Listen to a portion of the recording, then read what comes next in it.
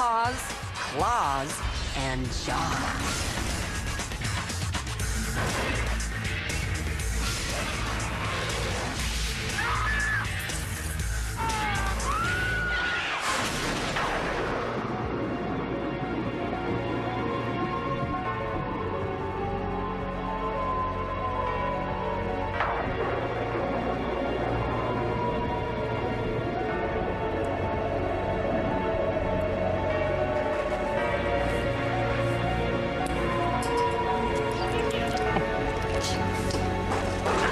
Hello, darling.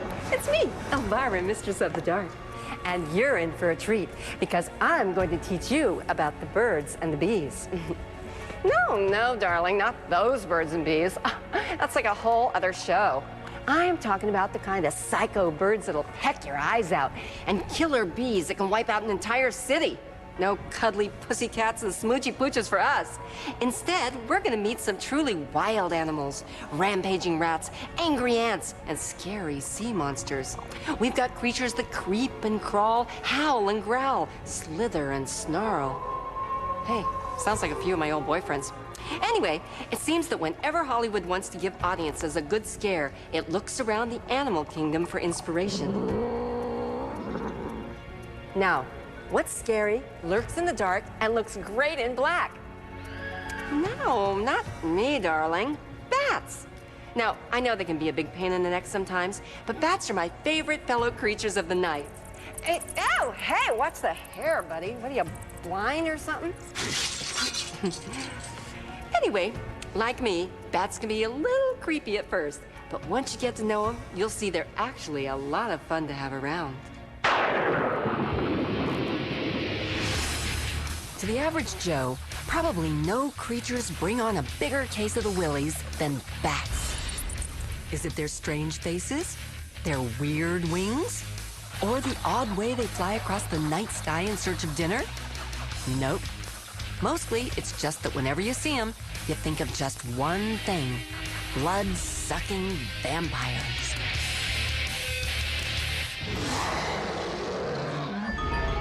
Horror monster movies often deal with creatures that we consider, we and humans consider scary. Personally, in movies, that stuff doesn't really scare me. In real life, I don't want a bat landing on me. They look kind of grotesque, especially when you're in a cave as a kid, exploring it, you look up and the entire ceiling is filled with them. All you want to do is get out of there. In reality, we don't have much to be afraid of. Bats are usually small, pretty harmless, and actually kind of cute. Bats are just another animal. It's not something that has, evil powers or something. I mean, it's flying around in the dark, and people are afraid of things that they don't understand, which is what you'd expect. Their nature is very docile and shy. So they're not the type of animal to go out and aggressively want to attack other animals. Believe it or not, until they got so closely linked with the world's most famous vampire, Count Dracula, bats had a pretty good public image. In other parts of the world, for instance, in China, bats are symbols of good luck and good fortune. I have pictures of Victorian scenes, and they would have a bat floating, sort of like we would draw a butterfly today. Just something whimsical and pretty. Now, vampire bats actually do exist, and they do drink blood, but not usually human blood. They don't live in Transylvania, and so far, no one has ever seen one turn into a human being. Even to the rest of the bat world, vampire bats are strange and different. Yeah, there's over 1,000 species of bats in the world, and there are only 3 species of vampire bats, and they all live in Latin America. And they have a special adaptation that they only drink blood as their diet. They don't suck it up like through a straw, though. They make a little cut in an animal's skin, and they really do sort of lap up a little bit as it flows out. Actually, the vampire bat has an anesthetic in its saliva that dulls the pain of the bite. It also helps victims forget there's a little critter on them sucking their blood.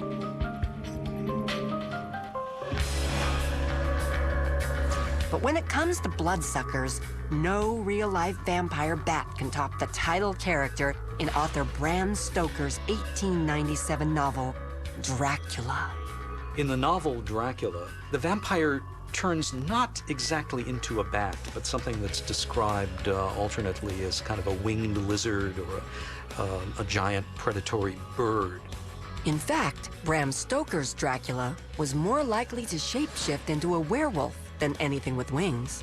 We didn't really see the bat as such connected to Dracula until the stage version of the 1920s. It was easier to put a bat on a string than it was to turn Dracula into a werewolf. And ever since, you know, it's been a key moment in most Dracula films. There's that bat again. Besides the novel and the play, there have been dozens of movies featuring the creepy count. And everywhere that Dracky went, his bats were sure to go. I am Dracula. It's really good to see you. I bid you welcome. Beginning with this 1931 classic starring Bela Lugosi, Dracula appeared on screen as a frequent flyer who became a bat when he had to get out of a tight spot or into a lady's bedroom. No, Master. I wasn't going to say anything. I told him nothing. I'm loyal to you, Master. Physically, the vampire is seen as very charismatic and very mysterious, and thus he has this marvelous cape, which gives him more bat-like qualities because it looks like he's floating or flying, and it's black and dark as night. So the other connection with the bat and the vampire is, of course, the idea that they suck blood, and blood is the life force, so he needs this life force to animate himself. Well, really, it's also, you know, just a wonderful symbol. We have all pricked our fingers when we were kids and shared blood to become blood brothers. People symbolically drink blood during the Catholic Mass. So drinking blood is not that foreign of an idea, although you don't really want a bat or some animal on your body doing it. But a hunky man, that's okay. For me, anyway. In bat and human form, Dracula has enjoyed eternal life on the screen, appearing in everything from Son of Dracula to Bram Stoker's Dracula, directed by Francis Ford Coppola.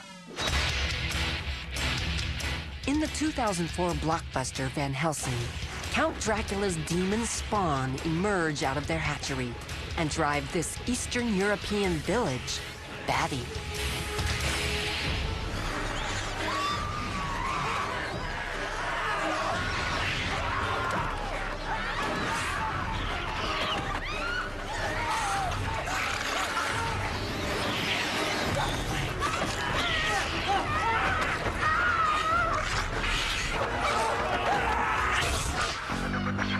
And on their own, bats have come out from under Dracula's wing in films like The Vampire Bat, The Bat, Nightwing, and the 1999 movie, you guessed it, Bats. One of my favorite bat films is The Devil Bat, starring Bela Lugosi as a scientist who's been betrayed by his business partners, and he takes his revenge by breeding these gigantic blood-sucking bats that are attracted by a cologne he has concocted. You hate this strange oriental fragrance. Now, if you detect the fragrance in the night, when you're fully awake, you will strike to kill.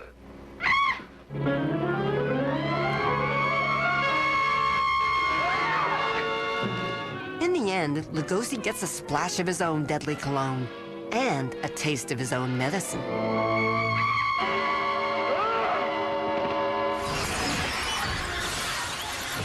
It's easy to see why bats, no matter how harmless in real life, just can't outfly their big screen image as killers out for blood. If there's one thing you can say about bugs in the movies, it's that they've definitely got legs. From arachnophobia to eight-legged freaks, and from Starship Troopers to Joe's apartment, movie audiences can't get enough of being bugged out.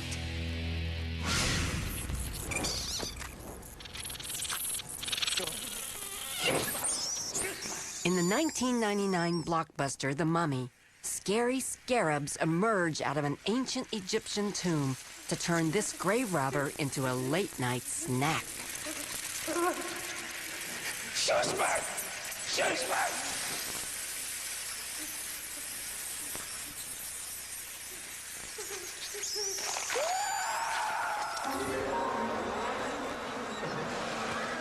Our fascination with bugs is as old as the Bible itself. Remember the plague of locusts? Insects are pretty weird. They seem so strange. They seem as close to kind of alien creatures you can get. I think we've all had the experience where there's a spider crawling in a drain someplace, and you put the water on and it goes down, and a little bit later it comes back up again. That's very scary to us. It's creepy. Human beings evolved with insects, and from their earliest time, people have always had insects around, whether they were on their food or whether they were on their body or whether they saw them. Insects have always been there.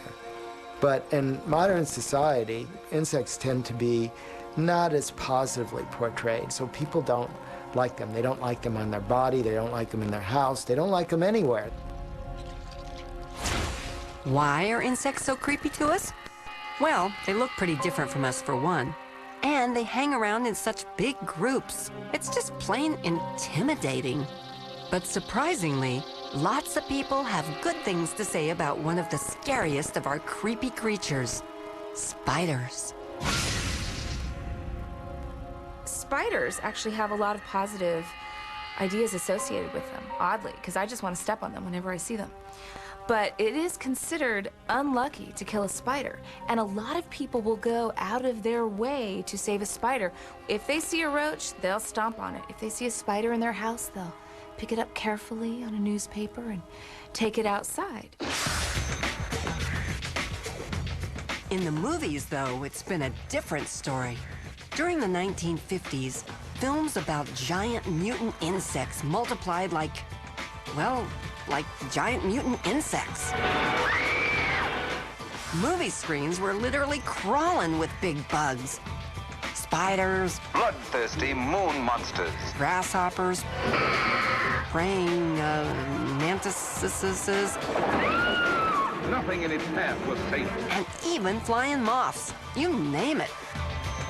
Besides being scary, the giant insects were also a way of showing how people around the world were feeling at the time. The US and Russia had lots of atomic weapons pointed at each other. Fear of the bomb touched people in their homes and their schools, and found its way into their movies, too. The Air Force is standing by with an atom bomb. You can't drop an atom bomb on Chicago. Most of the great horror films are really inspired by the period in which they were conceived.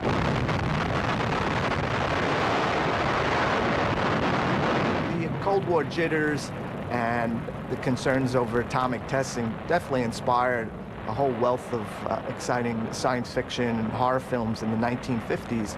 The first big one out of the gate was Them. By direction of the President of the United States, stay in your homes, I repeat. Stay in your homes. Your personal safety, the safety of the entire city, depends upon your full cooperation with the military authorities.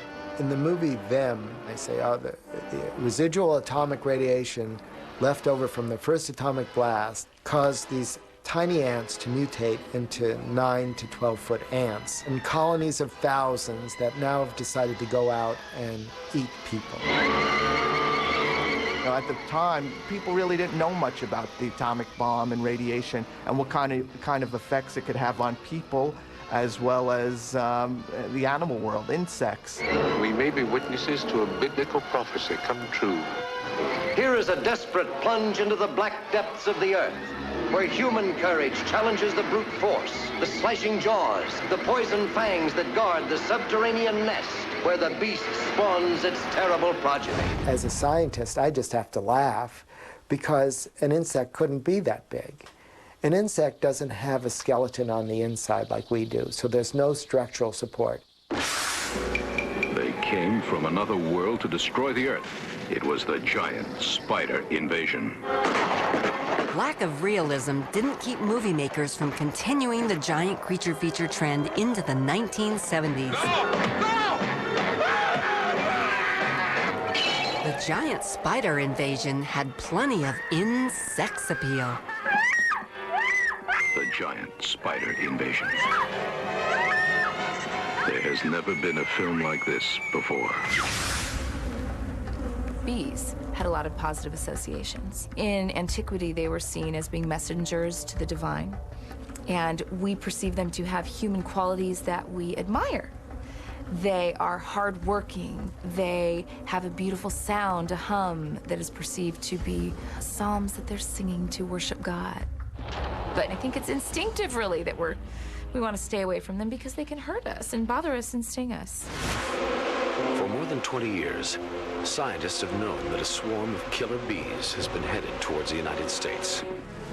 The Swarm was a regular honey of a movie, and one that had fans of 1970s disaster flicks all abuzz.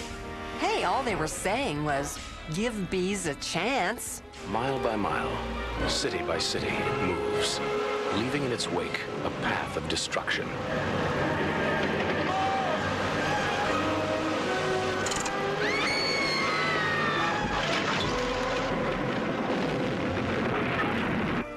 Say, Crane, when are we going to stop this massacre?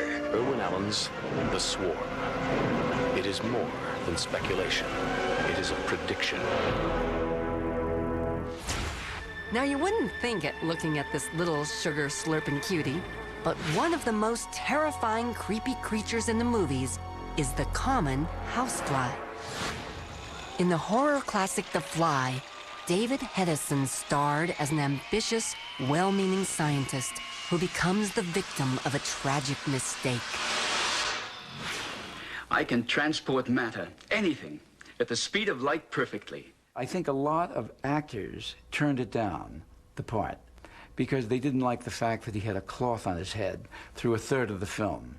Well, finally it was sent to me, and I went crazy for it. I thought it was absolutely marvelous, because it was believable. Hedison's character, Andre de Lambre, tries to send himself through a matter transporter he's invented. But the experiment takes a tragic turn when a housefly gets trapped in the chamber with him.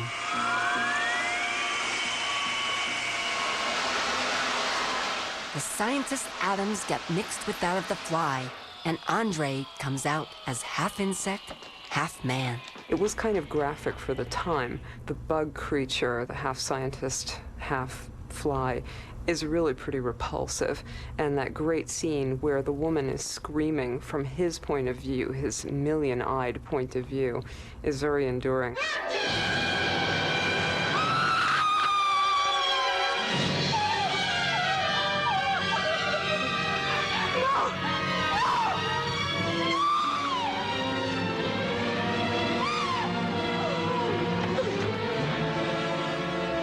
The Fly showed us that fear has a lot to do with size.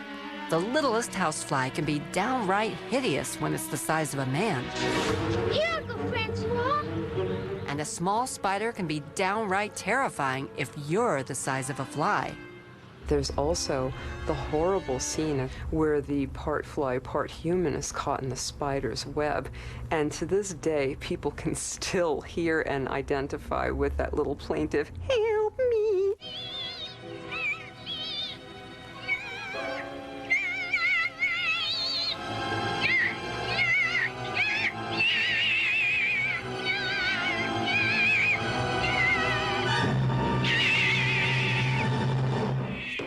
It's a pretty extreme film for the time, and it's still pretty scary, actually. In 1986, director David Cronenberg remade The Fly with Jeff Goldblum playing the scientist and Gina Davis as a reporter covering his discovery.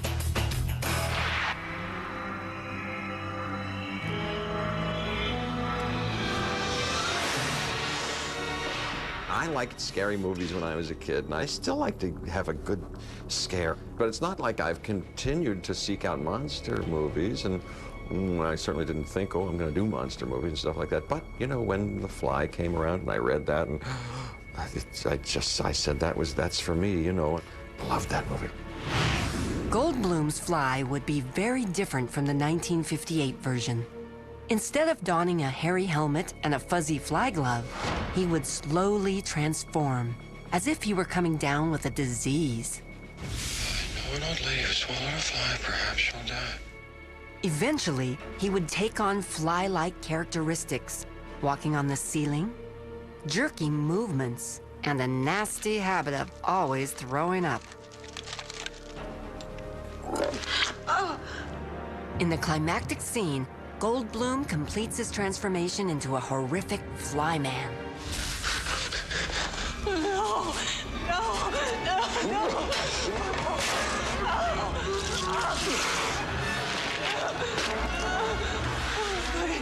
Oh, God.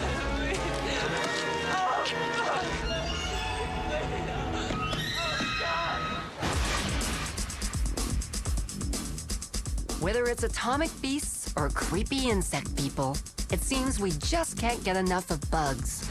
Good thing, because there sure are plenty of them around.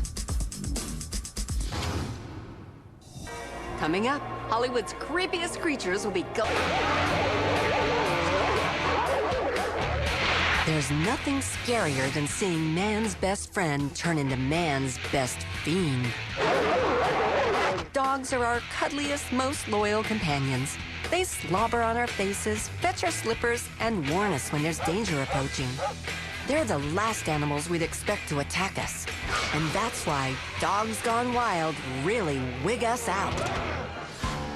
Dogs were domesticated between 10 and 20,000 years ago in various parts of the world. So certainly human beings have been close to dogs and perceive dogs to have specific kinds of attributes. They're loyal, they're friendly. However, dogs have also, in mythology, come to be associated with the underworld.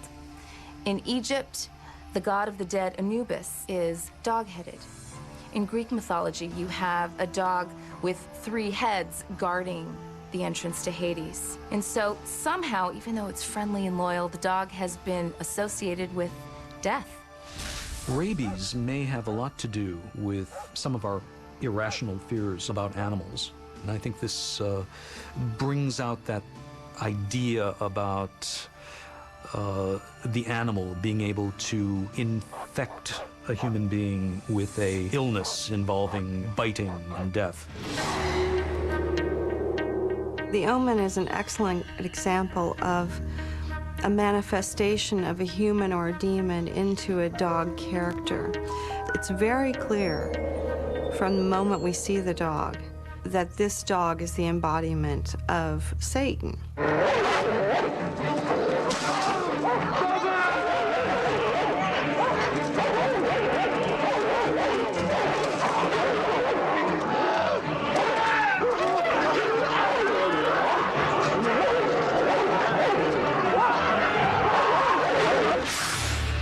One of the most popular Shaggy Dog stories in the movies is The Hound of the Baskervilles, the Sherlock Holmes mystery about a family's ancient curse. Know then the legend of the Hound of the Baskervilles. Take heed, and beware the moor in those dark hours when evil is exalted, else you will surely meet the Hound of Hell, the Hound of the Baskervilles. It's very ironic that the wolf and the dog are such close cousins, and yet in folklore and mythology, one is good and one is evil. Who's afraid of the big bad wolf? Pretty much everyone. Wolves can be pretty intimidating, but like a lot of wild animals, if we just left them alone, we'd have nothing to worry about. In fact, there's a lot to admire about them. They're very social and extremely devoted to their families. There's a lot of things they like to chow down on, but human beings aren't one of them.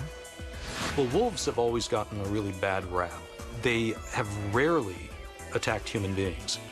They don't kill for sport. Yet there is this ancient myth about the wolf as a figure of evil that is completely undeserved. Probably the thing that's gotten us most spooked about wolves is the legend of the werewolf. The werewolf is one of the few totally international monsters. In every culture, in every country, on every continent, there are wolf legends. The first werewolf story you ever heard was most likely Little Red Riding Hood. But long before that fairy tale about a talking wolf with a taste for humans, werewolves already had a long history. In Greek mythology, Zeus supposedly punished the Arcadian king Lycaos by turning him into a wolf. In the Middle Ages, attacks by rabid wolves reportedly left some victims behaving pretty strangely, which convinced their neighbors that they'd turned into werewolves. Sometimes it was someone who was perhaps epileptic or schizophrenic or just born looking different or somebody that the community didn't like. It was perceived that they could perhaps turn into a wolf, and then they were tortured until they admitted that they were indeed werewolves. Yes, folks' fear of wolves got blown way out of proportion, and some people were even executed after being accused of being werewolves. And you know, the way that works is prove you're not a werewolf. Well, werewolves don't really burn, so throw them in a burning fire and see if they burn. Oh, we were wrong. Now, whether or not they deserve their dangerous reputation, wolves have always been counted on to make hairy Hollywood horror films even hairier. From The Company of Wolves to Harry Potter, Dark Shadows to The Munsters, werewolves are all over the place. Now, probably the most enduring werewolf in monster movie history was played by Lon Chaney Jr. In The Wolfman, Chaney is Larry Talbot, a young man turned into a snarling dog man after he's bitten by a werewolf. In human form, Larry is racked with guilt, but he can't keep from turning into a murderous beast when the moon rises. You wouldn't want to run away with a murderer, would you? Oh, Larry, you're not. You know you're not. I killed Bela.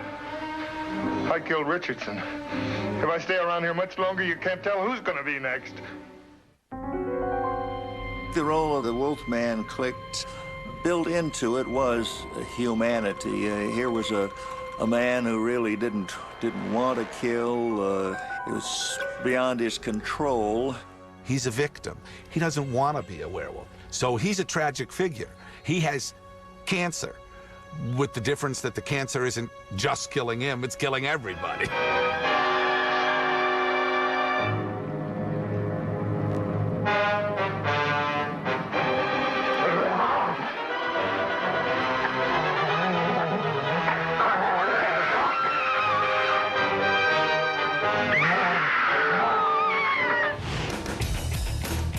The Wolfman set the tone for werewolf films to come, and even made up fake myths about full moons, silver bullets, and pentagrams that were so realistic, people thought they were actual ancient beliefs.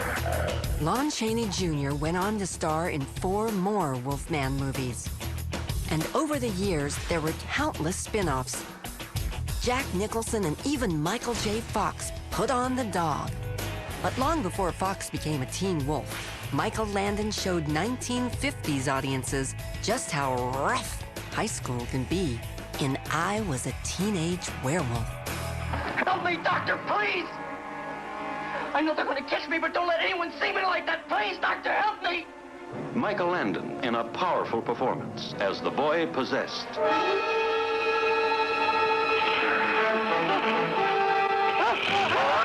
These the official pictures? Yes, Chief. Slash on either side of the throat. You got any theories? Fangs. I Was a Teenage Werewolf was pretty much rebel without a cause with a werewolf. The makeup on Michael Landon was terrific. It was this really ferocious, scary-looking creature. You know, there wasn't really anything nice about him. I don't know what the big deal is. Watching your body change in strange ways, growing hair where you don't want it, and having uncontrollable feelings you don't understand? I mean, isn't that what high school is all about? This high school boy, a teenage werewolf. A constant threat of claw-ripping attack to everyone.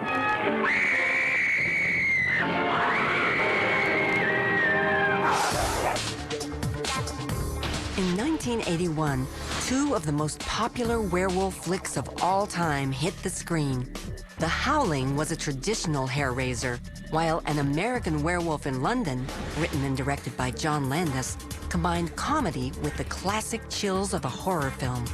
American Werewolf in London was actually one of the first cool horror movies. It was the kind of horror movie that didn't take itself too seriously, but at the same time it was really macabre. Even though he was a big fan of the original Wolfman, Landis wanted to leave his own mark on the genre. The reason I always loved the Wolfman movies was the metamorphosis. They did those series of lap dissolves, you know, and he'd sit still and get hairier and hairier until finally he would run around. I love that. One of the things I did when I made my movie was I wanted the Wolfman, the werewolf, to be much more literal. I didn't want it to be two-legged. I wanted him to turn into a wolf, a monstrous wolf. When I wrote it, I really wrote into it that the metamorphosis, the actual transformation, had to occur in bright light, with no cutaways, and on camera. For An American Werewolf in London, Landis hired special effects whiz Rick Baker, who would go on to win the first Academy Award for Best Makeup.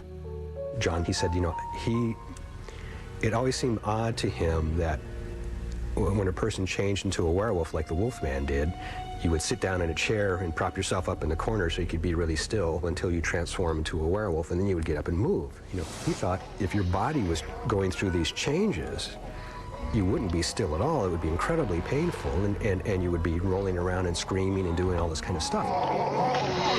The effects for that time were really, really groundbreaking.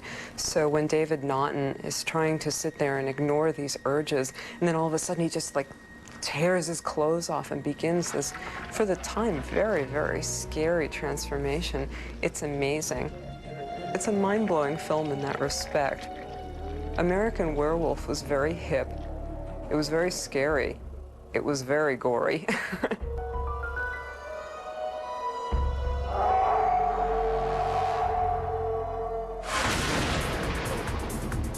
And in the 2004 hit Van Helsing, the ancient beast got the 21st century treatment, a computer-generated transformation that would offer one of the most terrifying werewolf scenes ever filmed.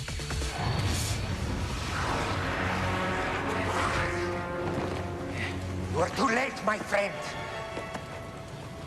My children live. Then the only way to kill them is to kill you. Correct. So be it.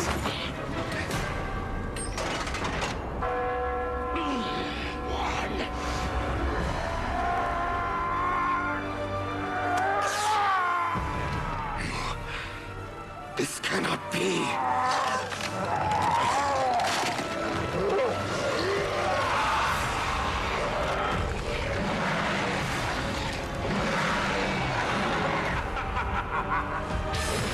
Well, I guess that wicked werewolves and devilish dogs are here to stay.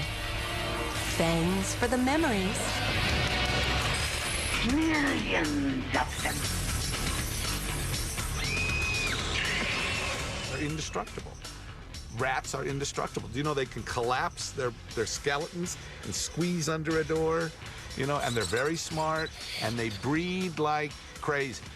We've always heard if you see one, there's probably 1,000 lurking around that you don't see. And they've got some bad press, you know? There's that little bubonic plague thing. Rats aren't always stars on the screen, but they sure do show up a lot in movies. And they're pretty much guaranteed to gross out an audience just by crawling around in some garbage and batting their beady eyes.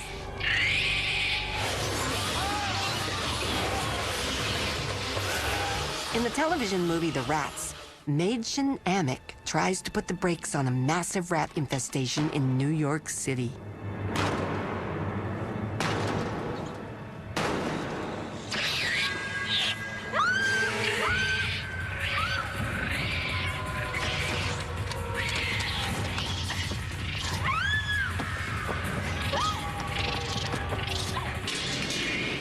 In the film's climax, the little beasts are lured into an empty pool where Amick and her friends have a surprise in store.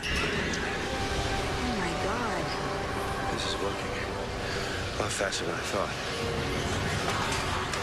Here, lay these out. We're gonna send 8 of these around the pool. Space them evenly. We're gonna wire them together and blow them all at once. The plan works swimmingly. Almost.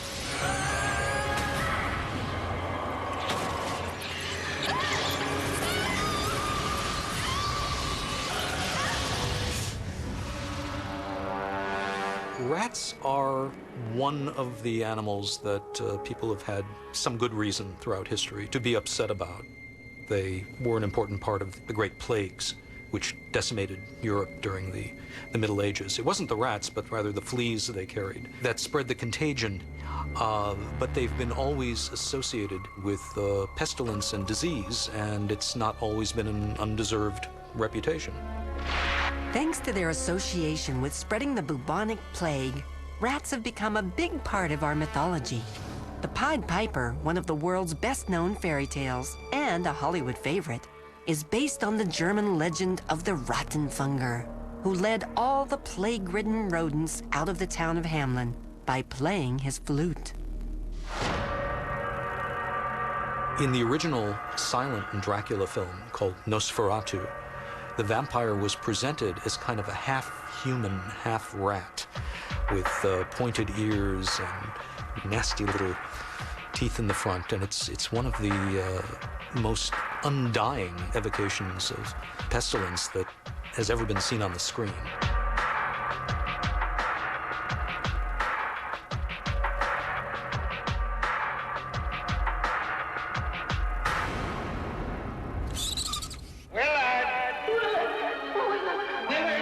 This is Willard, and these are his friends, Ben and Socrates.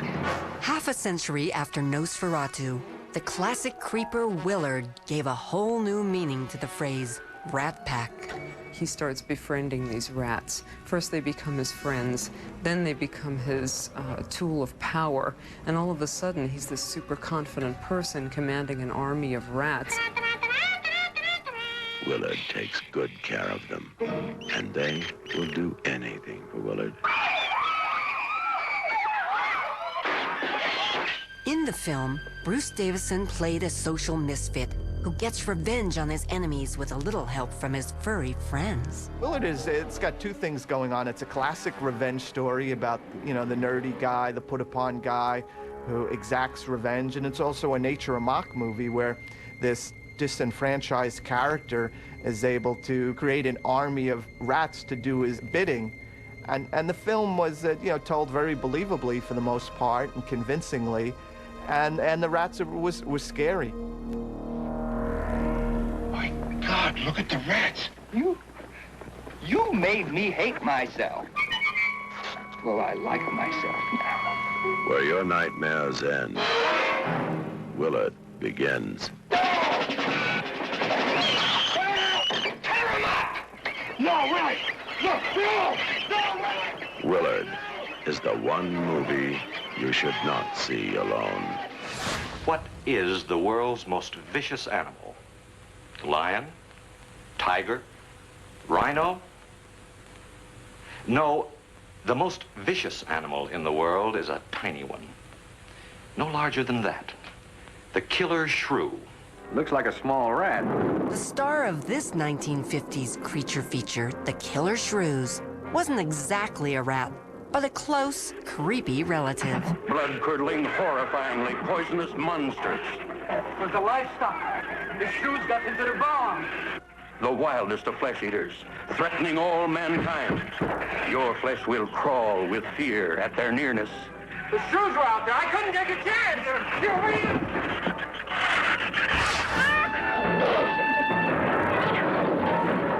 And just in case we don't have enough reasons to be afraid of rats, Hollywood always comes through with its old standby. They might get really, really big. Panther-sized rats hunting humans in packs. Now, American International Pictures brings this most incredible H.G. Wells science fiction classic to the screen, The Food of the Gods. Food of the Gods is actually a terrible movie. I mean, just in the way it's made. You can almost see the peanut butter that they smeared on the little tiny model house to make the rats crawl all over it. But actually, what's great about it is that it makes adults revert immediately back to little kid status, where when you're a child, because you're small physically, everything looks huge to you.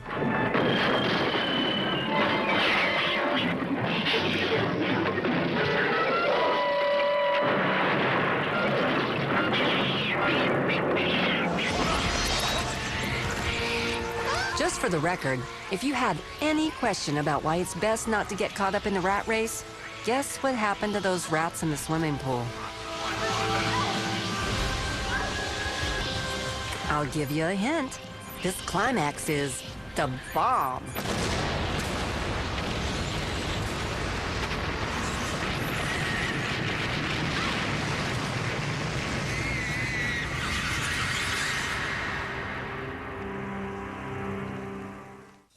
When Hollywood...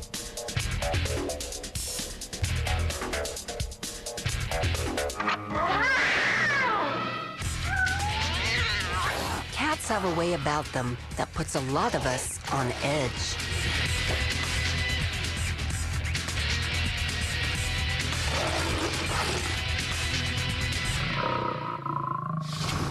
They're seen as creatures of the night, and that's all associated with darkness and nighttime and evil and witchcraft. Cats were sacred to the Egyptians. There was a cat goddess named Bast. She was frequently pictured as a very large cat or as a woman with the head of a cat, and she was surrounded by cats. And she was a goddess of domesticity and fertility and sexuality. And in ancient Egypt, it was certainly sacrilege to mistreat a cat. You couldn't kill one, you couldn't harm one. And if one in your household died, the whole household may go into mourning and show it by shaving off the eyebrows. But as it often happens, over time, symbols that once had positive meaning eventually came to be seen in a bad light. And cats haven't been able to shed their reputation for evil and cunning.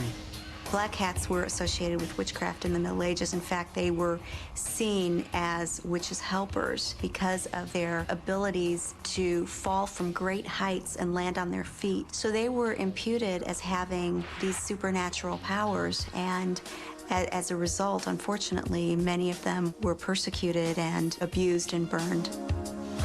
The fear of cats is a recognized phobia. It's called ailurophobia. And the first time we saw this in the movies was in the 1934 film The Black Cat with Boris Karloff and Bela Lugosi. Lugosi played a psychiatrist, of all things, who had a intense and all-consuming horror of cats, as Karloff said it, with his inimitable lisp. Of course, Edgar Allan Poe wrote his demonic short story on the subject back in the early 1800s, and the libel has stuck ever since. I can't stand the way cats are always portrayed as the villain. I think it's easy for people to think of dogs as the innocent one, the good guy, the guy that wears his emotions on his sleeve. But with a cat, they don't necessarily show all their emotions and feelings. Since they are a little bit more complex, they are often cast as the diabolical, cunning villain or villainous. Twice I've been followed by something that was not human, something that attempted to take my life. I believe that was the cat form of Verena. Why should she wish to harm you? Because I'm in love with her husband. The horror classic Cat People managed to bring together every dark trait of fearsome felines. Across the centuries comes this exciting story of a modern girl cursed by an ancient legend. The legend of the Cat People. Women whose kiss means death, whose love turns them into vicious, snarling beasts of prey. Val Lewton's Cat People is one of the classiest horror movies ever made. A lot of it, the horror, is left to the imagination. You're not sure if Simone in the film is really becoming a cat person, if it's all in her head, but there's some really good legitimate scares in the film. One of the characters goes for a swim in a pool, and you see shadows of what could be a cat on the wall, and the film really plays with our imaginations. 1982, director Paul Schrader remade Cat People. This time, Nastasha Kinski played the gal who's horrified to learn she's descended from an ancient family of felines. When her libido is aroused, she becomes transformed into a snarling black panther. Now that's what I call a real sex kitten. Cat People is a very interesting variation on the werewolf theme. In this transformation, woman turns into a very big, very murderous cat. She comes from a long line of cat people, and it's a strange metaphor for uncontrollable anger. One film that took felinism and feminism to space-age heights was the sci-fi thriller Catwomen of the Moon. Incidentally, where are your menfolk? You're the first man I've ever seen. You'll share man's greatest thrill as you rocket through space to the lost moon city of alluring, ferocious Catwomen. Theirs is the fevered fury of life without love, flaming into a wild lust to conquer man and destroy the world.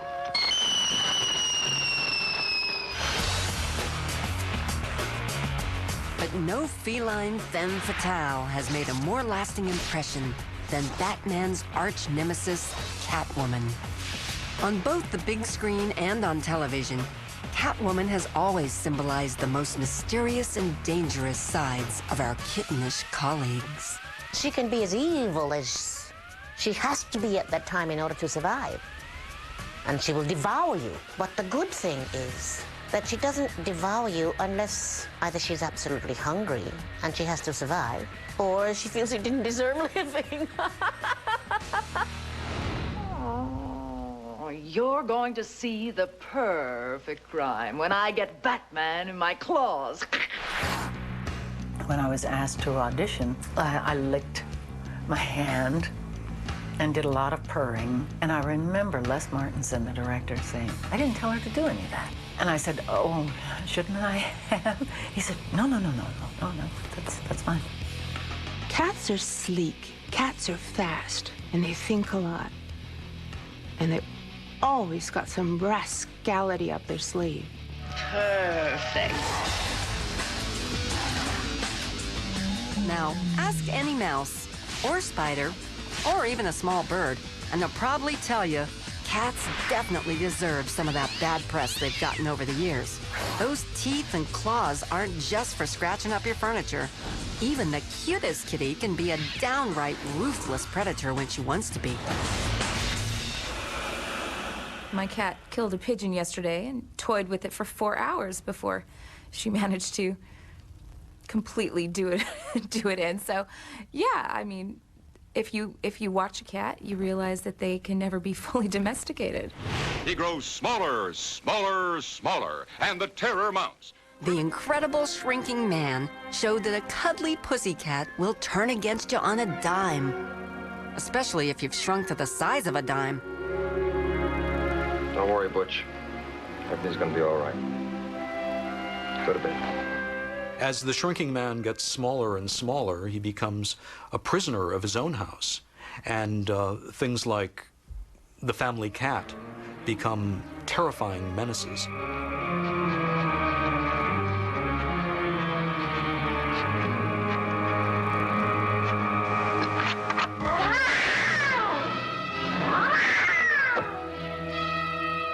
Maybe our fear of cats is part of their allure to us. But be careful. If a cat gets your tongue, she may just be getting started. Next up on Hollywood's Creepiest Creatures, we'll fly the unfriendly skies with a fiendish flock of deadly birds. So don't be chicken, darling. You know, darling, I've always said that Hollywood is for the birds, and not just because everyone gets their feathers ruffled so easily. Now, usually we think of birds as beautiful creatures soaring gracefully across the sky. But every once in a while, the movies come up with some seriously freaky feathered fiends. These birds of a feather don't just flock together, they kill together.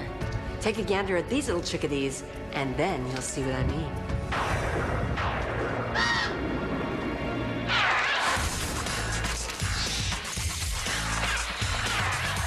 From time to time, Hollywood movie makers have tapped into our fear and fascination with birds.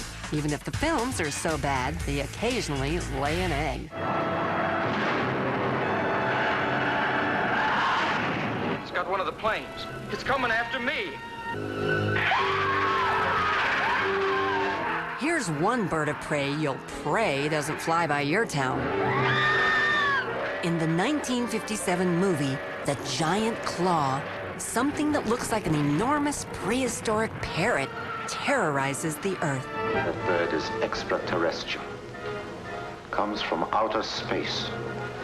From some godforsaken antimatter galaxy, millions and millions of light years from the Earth. You know, the first movie I remember seeing was a movie called The Claw. Oh, and I saw a little bit of it recently on TV. It's kind of cheesy. It's not the big, but geez, it made a big impression on me back then. So The Claw was this big bird.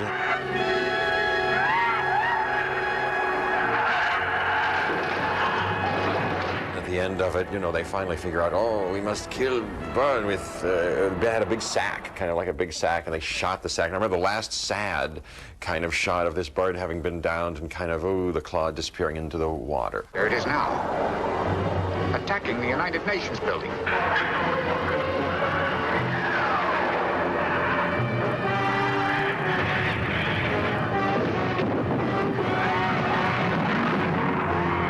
The bird's after us, chasing us. How are you doing? For God's sake, hurry, man. It's catching up with us fast.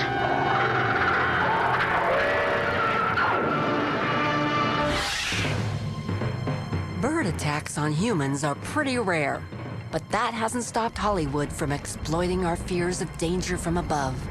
Maybe it's the mystery of flight, something we humans have been jealous of since the beginning of time. Or that magical ability birds have to appear out of nowhere and swoop down for the kill. But whatever the reason, we often get just a little bit nervous around our feathered friends. Crows and ravens, often perceived to be interchangeable, are generally associated with death. In Celtic myth, you have the Morrigan, who is a goddess of death, hovering over battlefields and hanging around dead bodies of warriors. Edgar Allan Poe's poem, The Raven, did nothing to improve the ominous image of the mysterious black birds. Over the years, the classic poem inspired 2 flights of cinematic fancy: a serious thriller starring horror heavies Bela Lugosi and Boris Karloff, and a tongue-in-cheek comedy starring Karloff, Vincent Price, Peter Lorre, and a young Jack Nicholson. Well, don't just stand there. Do something. Now, what is it you need? You got some dried blood or from bat in the house? To this day, we still associate ravens and crows with death and darkness. In Damien, Omen 2, when the journalist, played by Elizabeth Shepard, discovers the true identity of the 12-year-old devil child, she rises to the top of this bird's pecking order.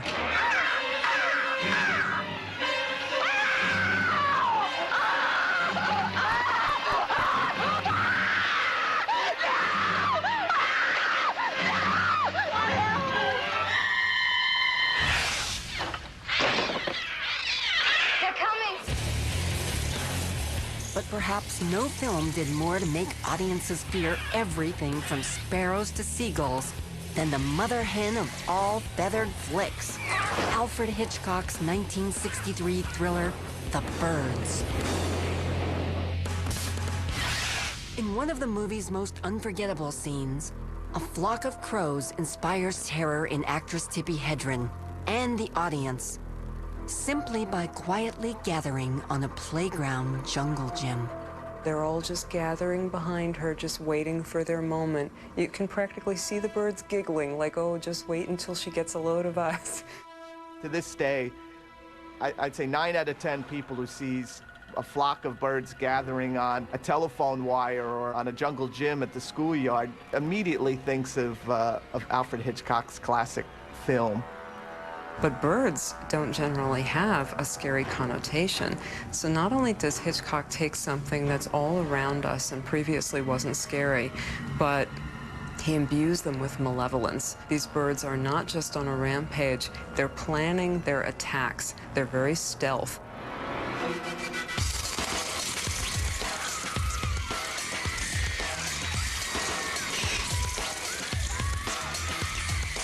Despite his impressive use of special effects, director Alfred Hitchcock decided some scenes demanded more realism. For the movie's climax, the script called for Tippi Hedren to be savagely attacked by birds in an attic. And I said, Hitch, how is this going to be done? You know? And he said, oh, don't worry, we're going to use mechanical birds.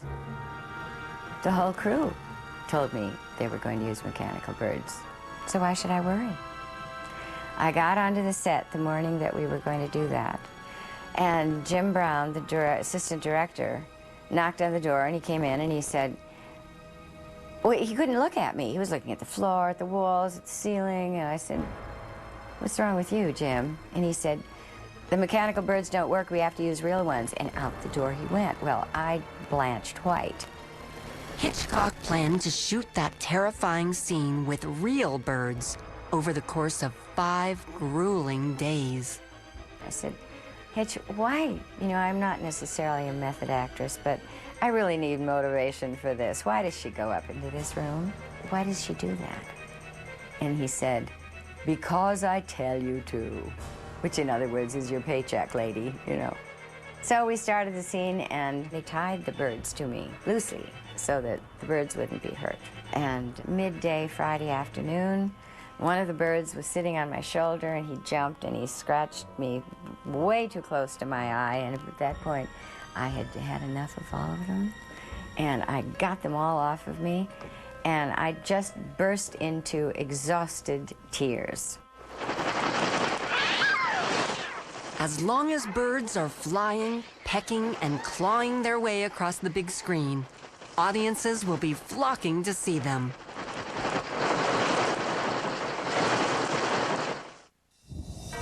Just ahead on Hollywood's Creepiest Creatures, we'll go off the deep end and hook up with some of the most fiendish fish that ever wore fins. There you go, my little fish sticks. Oh, don't worry, I didn't forget you.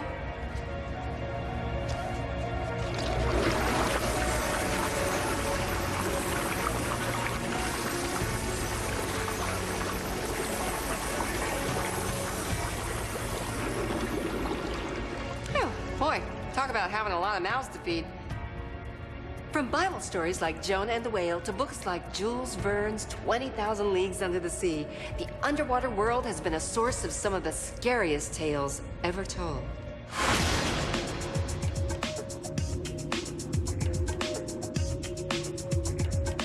The ocean is the last remaining great physical unknown. Of course, we have so many narratives about the demonic deep. The Leviathan can come and devour people. You have Jonah in the whale, and you have Pinocchio in the whale. It's the giver of life. It brings you food, but it also can take life. So it is the ultimate mysterious, ambivalent space on Earth.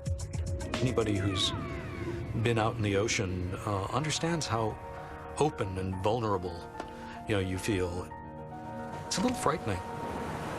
Whether it's an ocean or a lake or a pond or a toilet, it doesn't matter. People don't know what's down inside the water. People go out in the water, they're at its surface, they're playing on the edge of it, but the ocean is a huge unknown area, and there are big animals with sharp teeth that live out there, and so that is enough to cause anyone fear. A whale can stave in the ribs of the biggest ships, swallow whole crews, pick its teeth with the oars. Mind, lad, if God ever wanted to be a fish, he'd be a whale. Believe that, he'd be a whale. Now, these days, most of us don't really think of whales as scary creatures. But long ago, these big, blubbery beasts struck terror in people's hearts, even if they'd never seen one. After all, whales could send a ship full of sailors down to Davy Jones' locker without thinking twice, as anyone who'd read Herman Melville's classic novel, Moby Dick, could tell you. In the 1956 film version, Gregory Peck plays the obsessed Captain Ahab, who'll stop at nothing to hunt down his archenemy, a deadly white whale. You're to look for the white whale.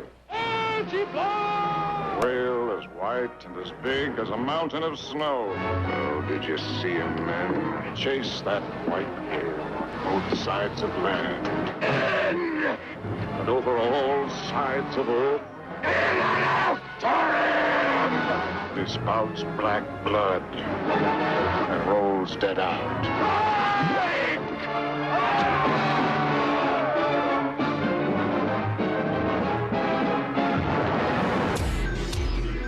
Of course, there's plenty of other fish in the sea.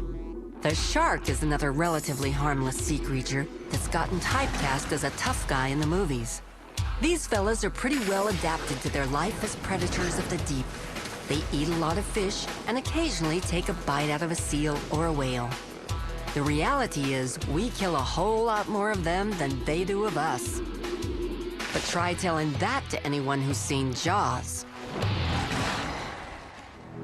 There is a creature alive today who has survived millions of years of evolution without change, without passion, and without logic. It lives to kill. A mindless eating machine. It will attack and devour anything. Steven Spielberg's 1975 blockbuster convinced a generation of moviegoers that it was not safe to go into the water.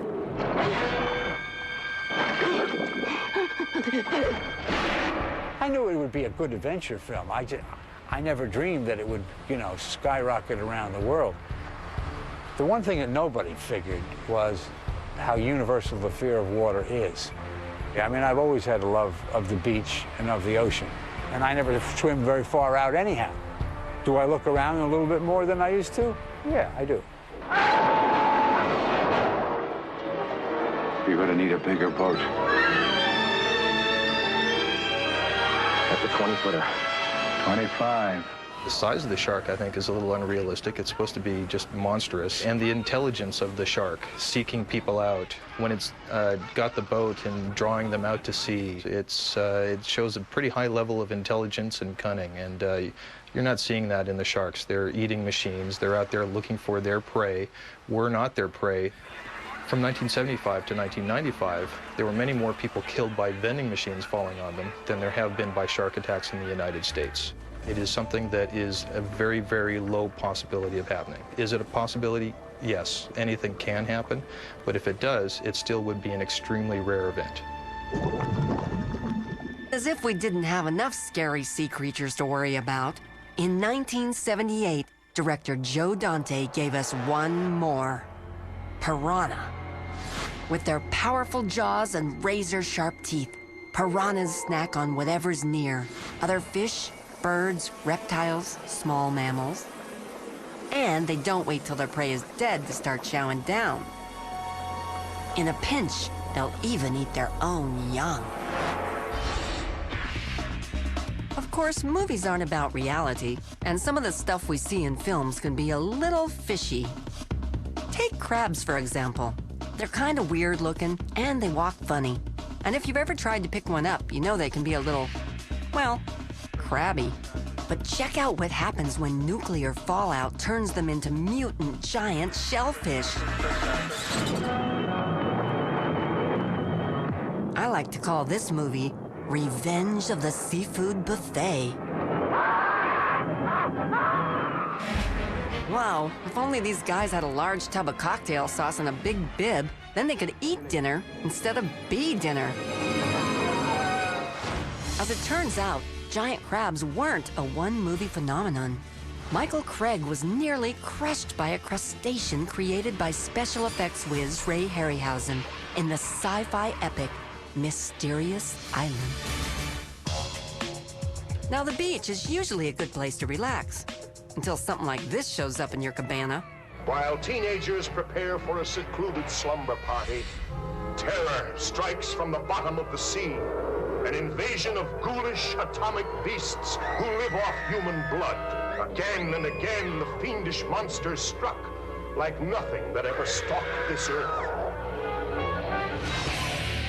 The creature from the Black Lagoon wasn't based on a real sea creature at all.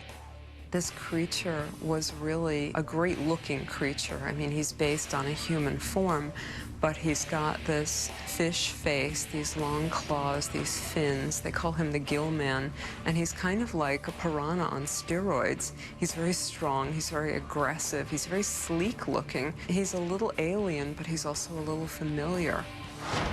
Instead of just being a vicious predator, the creature came across as a tragic figure with a romantic soul. In the movie, members of a scientific expedition stumble across the prehistoric gill man along the Amazon basin. It appeared to be human. I tell you, it's the greatest find yet. Nothing compares to it. Grimly, men of daring venture into a dread world underwater, stalking a creature of frightening fury, a creature stirred to strange emotions by its first sight of a woman.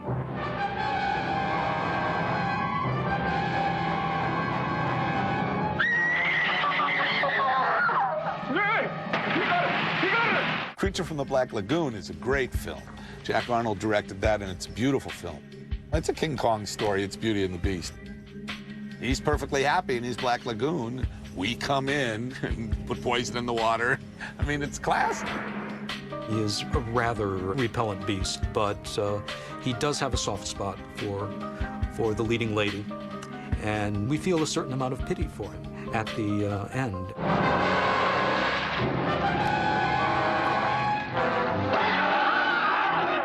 Get back, Kate. Get back.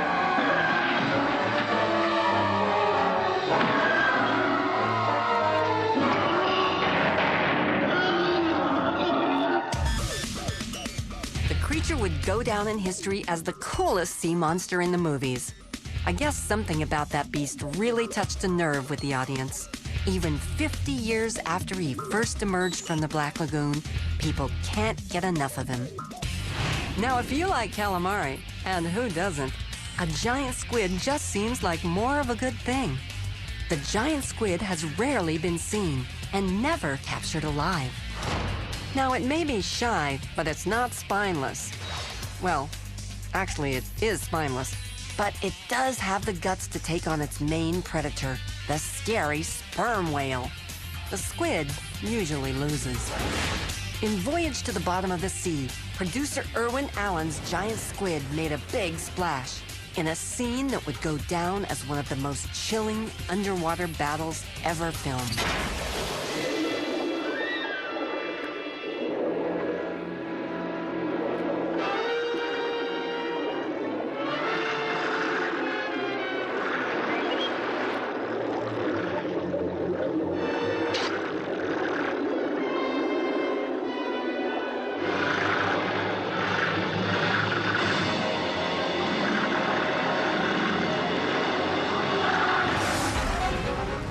From Hollywood classics to cheesy beach flicks, movie makers have had a whale of a time diving into the sea to go fishing for scares.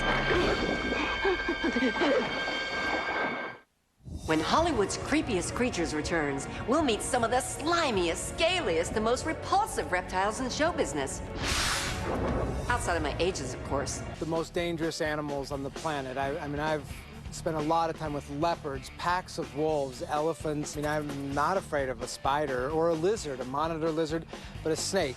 Any snake, I don't care how big or how small the snake is, scares me. I'm afraid of snakes. I can't explain it. It gets worse as I get older. They creep me out more and more all the time. The thought of them gives me goosebumps. I just hate them. Most folk speech about snakes is quite negative. You might say you're a cold-hearted snake, or you're a viper, or you're a snake in the grass.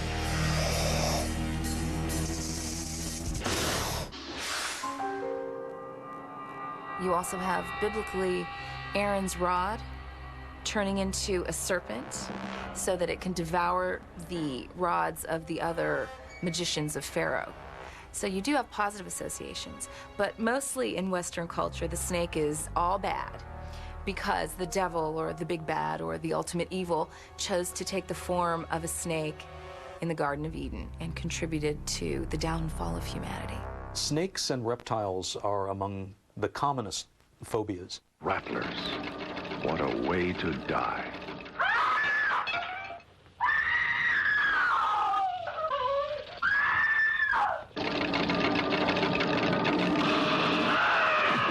Again, like most phobias, there's a great deal of irrationality. People have a very visceral response to snakes, and I think this is because they're so unlike any other animal. They don't have arms or legs.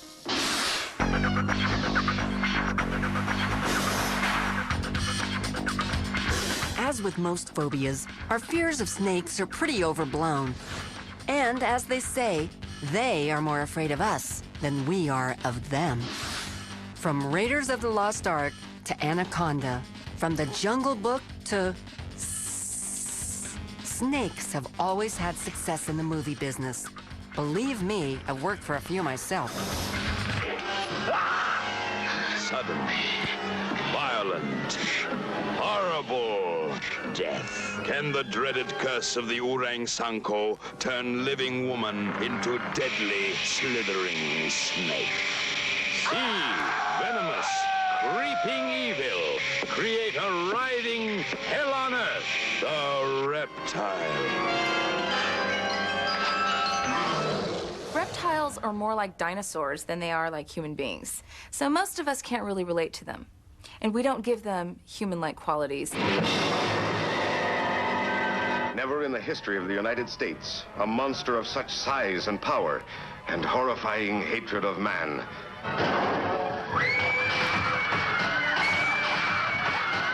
They just seem kind of like monsters.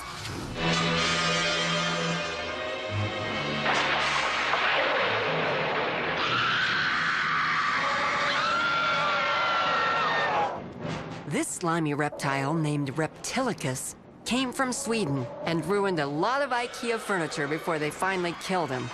All units, fire at will.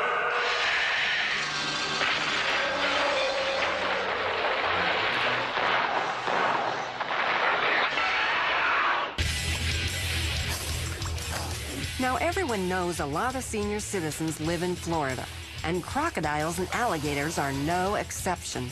They're the descendants of the dinosaurs. A typical alligator mouth has 80 teeth, and they're not just there for smiling. A lot of the time, they eat their prey whole, but sometimes they use those powerful jaws to drag an antelope underwater, drown it, and chop it up for dinner. Sometimes it seems like the only thing as scary as being eaten by an animal is turning into one. The alligator people played on those fears, though not very realistically. Inside this strange, forbidding plantation, on the edge of the death-laden bayous, there is a horror beyond belief. A scientist turns his cobalt rays on the revolting, scaly monarchs of the swamps to transform men into hideous, living gargoyles. The Alligator People is one of the silliest animal amok movies. It was low-budget studio's answer to The Fly, and it has one of the silliest images of all the 50s monster movies of this guy wandering around with a giant alligator head on the top of his shoulders. Not too convincingly. I'll kill you, alligator man! The Alligator People was so outrageous, even the cast members had trouble taking it seriously. In the film, Beverly Garland discovers that her husband is the victim of a mysterious serum, which is slowly turning him into an alligator. Paul, it doesn't make any difference. I'm your wife and I love you. Now, we had one alligator head. So they said, what are we going to do? I have no idea what they've decided to do. I just know that when I open the door, that there will be men walking, you know, in the kind of pajamas and slippers and in various stages of turning back into alligators. So I knock on the door, and the door opens, And I see these men walking down the thing, and they all look like they have urinals on their heads. You were Mrs. Webster? Yes. I broke up so bad. I had started to laugh, and they said, cut, Beverly, come on, we gotta go. I said, I'm sorry, I'm so sorry. Okay, got it. Knock, knock, open the door.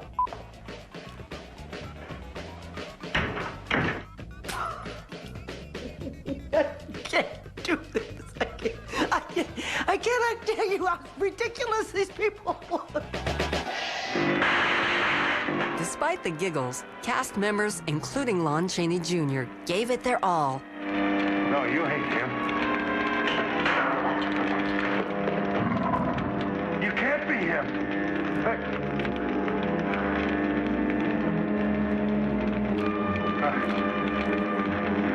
You still hear me,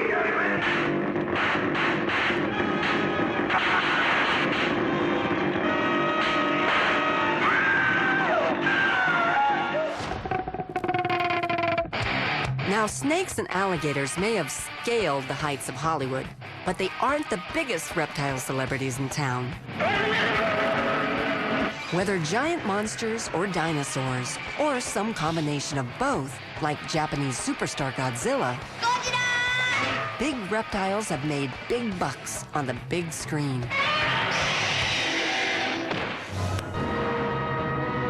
In the 1960 thriller, The Lost World, actors Claude Rains and Jill St. John shared the screen with some modern-day dinosaur descendants who got a chance to dress up as their prehistoric ancestors.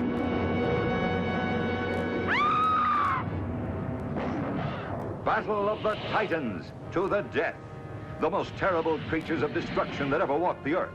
It had a great cast and some lush photography, but their idea of dinosaurs was to take everyday lizards and reptiles and just stick rubber fins on them and shoot them up real close.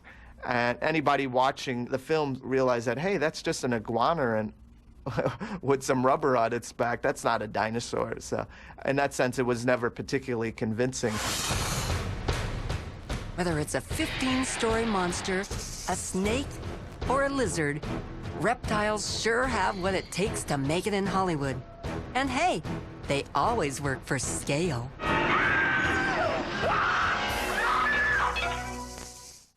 Stick.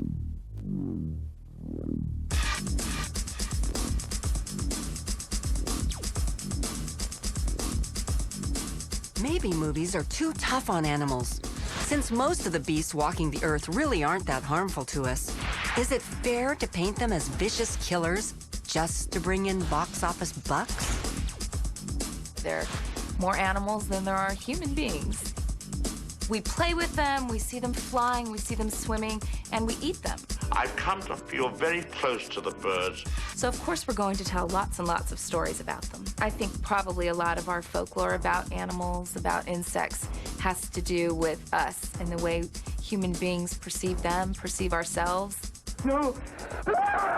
And are trying to work out our inner and outer worlds. We certainly tell stories about animals as a way to tell stories about ourselves. I think evolutionarily we are probably hardwired to be afraid of certain animals. You know, rattlesnakes. I mean, why does that sound give us the creeps if you've never even experienced one? Spiders. We're also hardwired to be afraid of things we don't know or understand. I mean, like, why are bats so creepy? We just don't get them. They move weird, come out at night. Something like a shark. You know, I mean, just the thought of it's creepy. It could be swimming right under you and you have no idea it's there. So, yeah, I think it helps us stay alive. You have to imagine that our early ancestors were running around trying to get food. And it's probably a good thing that we have some fears because we won't get eaten.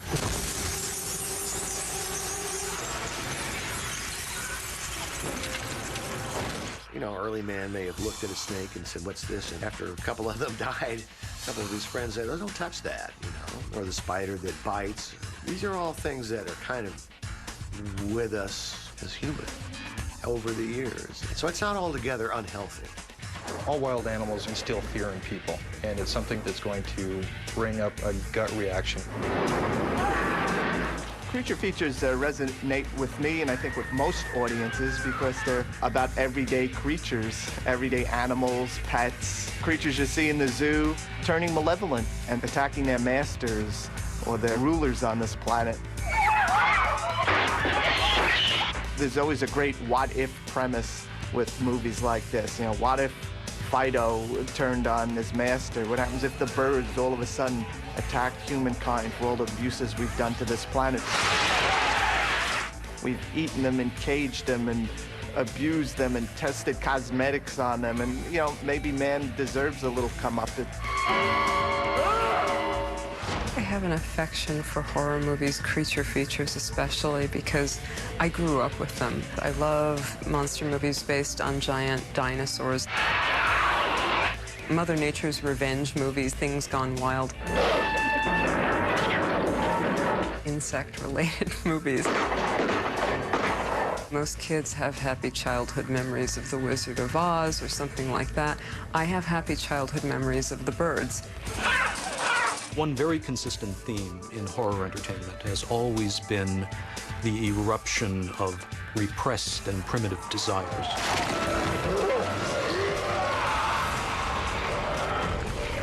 And this is where the animal world comes in, and why the animal world figures so prominently in horror movies and in horror novels. Thousands of rats.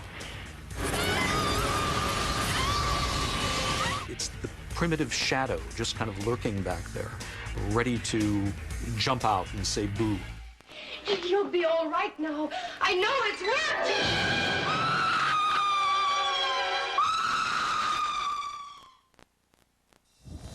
Well, that's all we've got for you, my pets. Unfortunately, we didn't have time for some of my favorite animal movies: Raging Bull, Reservoir Dogs, Cat on a Hot Tin Roof, and, of course, Animal House. Well, we'll save those for next time. Now go feed your goldfish, walk your dog, and change that kitty litter. If you don't, you never know what kind of mischief those little beasts might be planning for you. So, until next time, unpleasant dreams.